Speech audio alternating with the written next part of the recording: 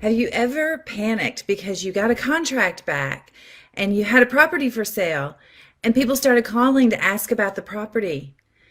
How do you talk to them? What kind of buyer is it? Today I'm going to talk about 5 types of buyers and how to talk to them. And if we haven't met yet, I'm Chris Thomas, and this is Land Flipping 101, where you can learn how to earn your financial freedom through land investing, even if you're a complete beginner with no experience. Because I'm just sharing with you how I'm successfully doing it. All right, I had a question in the group. Lanika Raquel asked, where do I start? What's the process and the steps to success? And what made you choose this kind of real estate investment over others? Well, great question.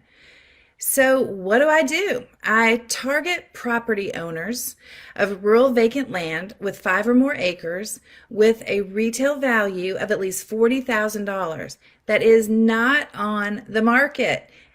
And I search in areas where more property has sold than is selling. You see, this tells me if there's a demand. Then I put the property under contract to purchase with a 6-month closing date, and my contract allows me to market it on the MLS. So when I find a buyer, I line up the closing of both the seller and the buyer on the same day and simultaneously close using a line of credit called Transactional Funding, usually just for a few hours. And I've consistently averaged at least $35,000 on each one of my deals. Now, I love land flipping so much because I can do the whole thing online. I can research the ownership data online. I can look at the property online. I can market the property online. And I can close the whole thing online. I never have to fix anything, and I never have to show up at the closing. I think it's the best thing. That's why I selected this niche of real estate. And this system has helped me find financial freedom. It has been a crazy ride. And what's so crazy is I believe you can do it too. You don't even need to know all the steps right now. You just need to start taking action. So post in the comments, what kind of action are you taking right now to move your land investing business forward? Hi, Devora. I'm glad you're here. So listen, many years ago, I had a friend who went through Alcoholics Anonymous. You know, they have a 12-step program. And one of the steps they teach is that when you feel like you really need to take a drink, or like in our case, we're just unable to move forward in our business, that you should do the next right thing. So ask yourself that question every single day. What is the next right thing to do in my business to avoid the trap of non-productivity?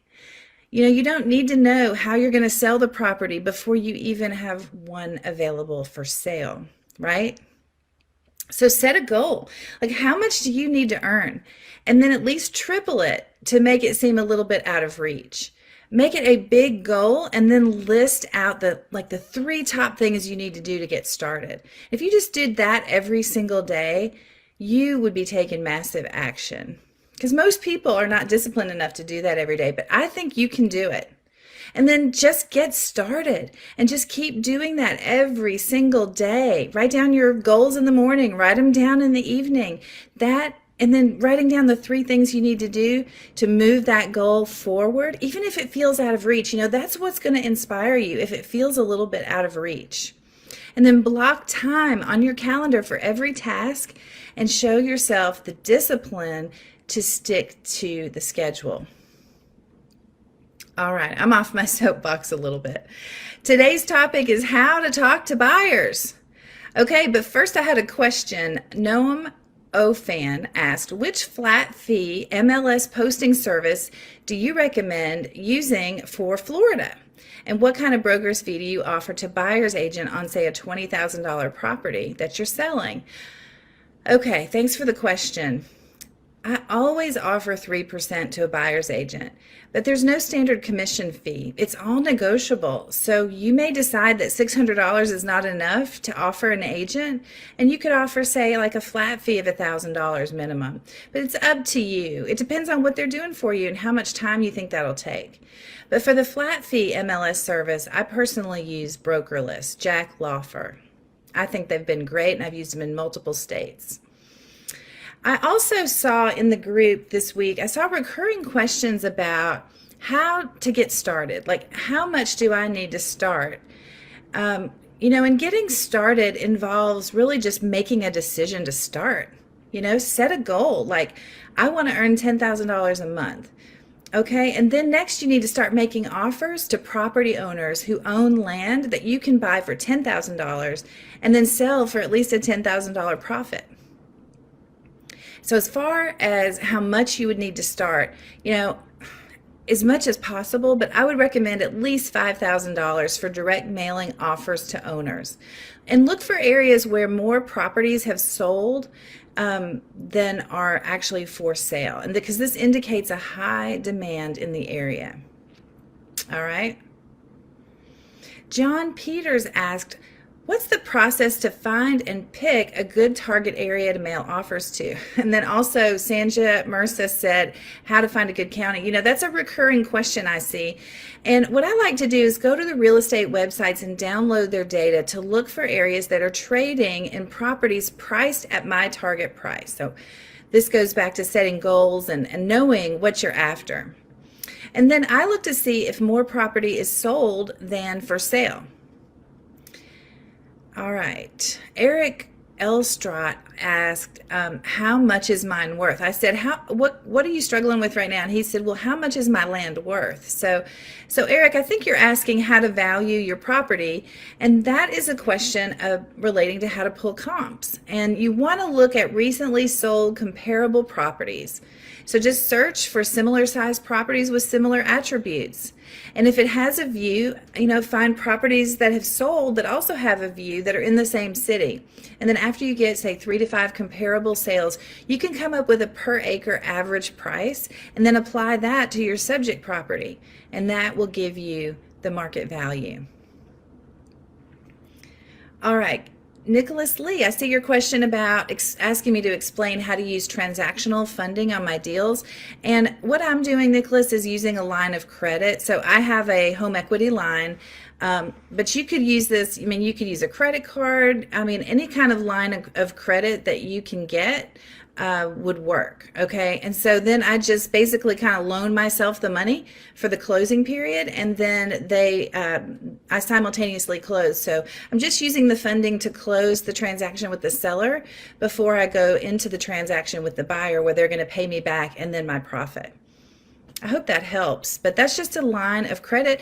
And you could use a private investor. They could be your line of credit.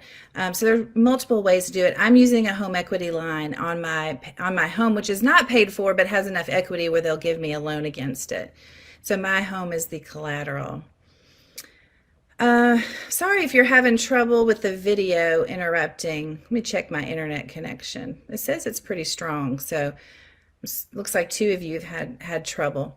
All right, well, I'm just going to press forward. Today's topic is, 5 types of buyers and how do you talk to them? Okay, so what are the 5 types? So you have the investor buyer, you have the recreational buyer, one is like the retiree, one is a builder, which I guess is also kind of an investor, and then one is the neighbor. So different types of properties are going to appeal to different types of buyers, right? So you need to understand that who your buyers are and know which type that you're talking to, so that you can cater to their needs and wants and sort of already know what they're looking for. So investor buyers are looking for exactly what we sell, high demand areas at a steep discount. And they might flip the deal and resell it at retail, or they might develop the land and then sell it. They value the discount and will buy from you for between 50 and 70% of market value. And they understand market value and real estate growth patterns, and they will buy from you again and again. Now remember, we're buying at 25%. So if we sell it at 50 to 75%, we're still making great money. We're doubling our investment. So that's a great buyer to target. Now you also have recreational buyers, and I see Devora said recreational buyer neighbor, and well, okay, yeah. So recreational buyers are outdoorsy people who want to brag to their friends about their land 1 to 2 hours away. They're looking for a place to get away with family and friends. They might have small kids, or they just want access to lakes, to hunting. They want to go four-wheel driving, and those types of activities. They may never build a home, but just use it for camping and fishing and bonfires. Okay, so another type of buyer is the retiree or the soon to be retiree, and they're maybe 5 to 10 years away from retirement and can't afford or maybe just don't even want to keep up with the expensive city life. So their plan is to pay off the property in the next 5 to 10 years so that at retirement they can live debt free. You can see how these are going to be completely different conversations. And then a buyer who wants to build, maybe they have held a vision of someday. They've saved money to live the dream life with a home on many acres.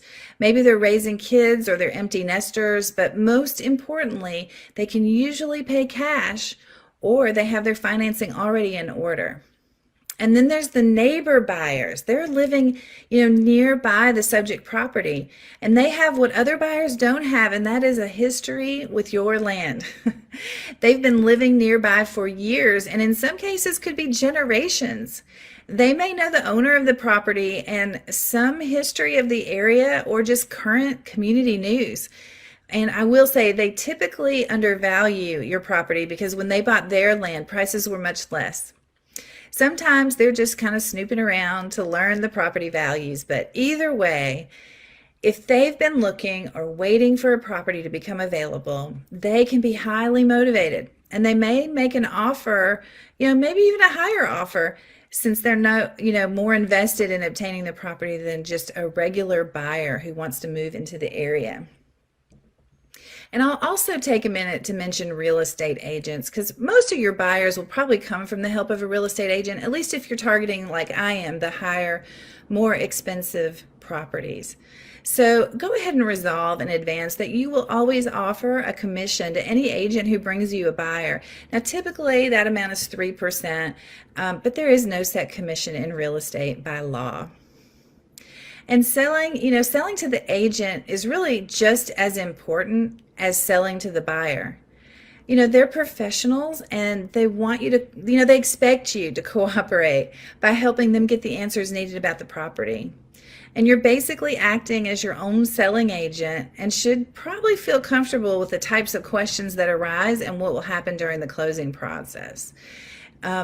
It's their job to advise their client and assist with identifying, property that would suit their needs. And they act as the go-between for you and the buyer and will consult and advise the buyer on cost analysis, referrals, and they'll do problem solving. And so helping the agent understand why or how the property fits their criteria would be, your primary job. And in my experience, I do their job for them. I really do. So, the more you know about your property and how to sell it, the easier you're making it on the agent. And hopefully, if they can digest that and sell it for you, that's the optimal hope.